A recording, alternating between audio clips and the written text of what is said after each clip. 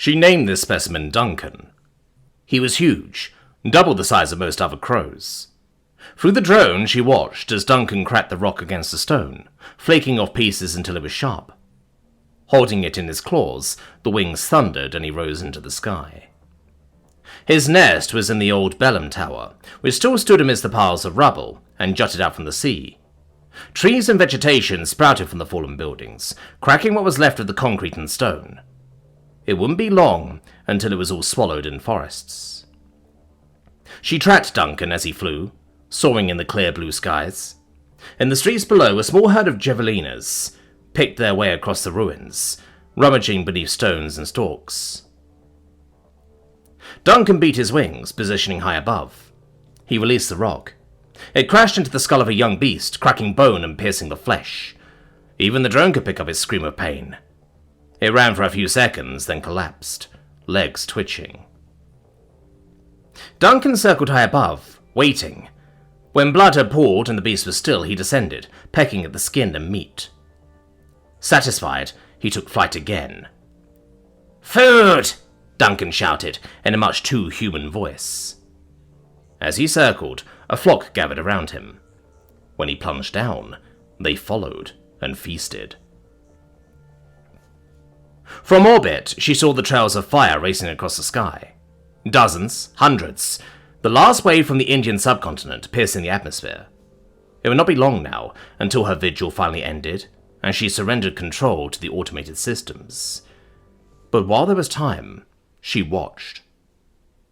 Duncan worked on his nest, making room for his mate. With his beak and claws, he tied pieces of wood together, building a sort of rickety shack, stuffed with straw and pieces of old fabric.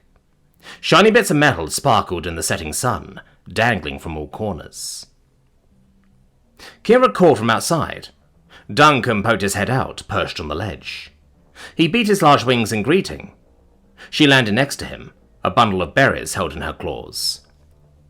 "Food?" she asked. "Food," he confirmed. Side by side they picked at the berries, swallowing each one whole. As darkness swept over the sea, they snuggled close together, cleaning each other. Just before sleep set in, Duncan presented his gift. He'd been working in secret, twisting strings into a loop from which dangled a sparkling piece of rose crystal, a necklace. With his beak, he laid it over her neck. The storm arrived with wild gusting wind. Lightning raced over the sky, piercing the black clouds and the rain that fell in oblique sheets. Atop the tower, Duncan's nest rattled under the assault. The two crows hid inside, pressed against the walls to keep them from collapsing. Streams of water dripped from the cracks, spilling over the sides. Wood splintered. The whole structure leaned to the side, then crashed down on top of them. "Fly!" Duncan shouted. Kira crawled from beneath the wreckage of their home. She plunged over the edge, wings beating furiously in the gale. Duncan soon followed. They hovered over what remained of the nest as rubble fell down to the waves that swept over the base of the tower. They found refuge beneath a fallen wall in a once narrow street, shivering in the cold as they waited for the storm to pass. Under the harsh sun, the flock gathered. Crows perched on every surface, some flying in the air in circles. "Stone," Duncan said, thumping his beak against the road. "Safety. Work."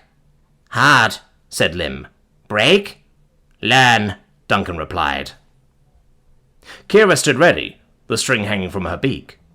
Using a large concave shell, Duncan poured sand in a line over the large stone block. From a metal bowl he also poured water. With Kira at one end and he at the other, they sawed the string back and forth. Slowly, the sand ground a groove into the stone. The other crows piled in close to watch as over hours the block was neatly cut in two. "Safe," Duncan said. "Nest. Big." Lim hopped back and forth, undecided. "Heavy," Lim finally said. "Together," Duncan replied. The cacophony of calls and words that followed drowned everything else, as crows clustered into groups. Some flew away, others stayed and learned. Blocks were cut, moved and placed. They worked fast and tirelessly. The flock spoke not only in words, but in community, a constant flow of food and materials keeping everything supplied. It was strange. There was no clear hierarchy, no ledgers and calculations.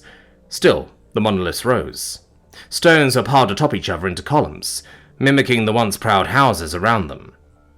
Flat slabs were laid on top, covered with sticks and vegetation, insulating it from the water. Inside, nests grew. Kira now incubated 4 precious pale blue eggs, as Duncan stood watch over the entrance to their shack. In just a matter of seasons, the flock had grown into a village. They protected the territory fiercely. They managed the bushes and trees for food. They hunted from high above. They grew and evolved faster than anyone predicted. The last wave of ships streaked out into space. This was their world now. She plotted the course for her own craft, and steeled herself for the long sleep across the void. The machines would stay. They would observe and nurture. When the crows were ready, they would communicate, and humanity would no longer be alone.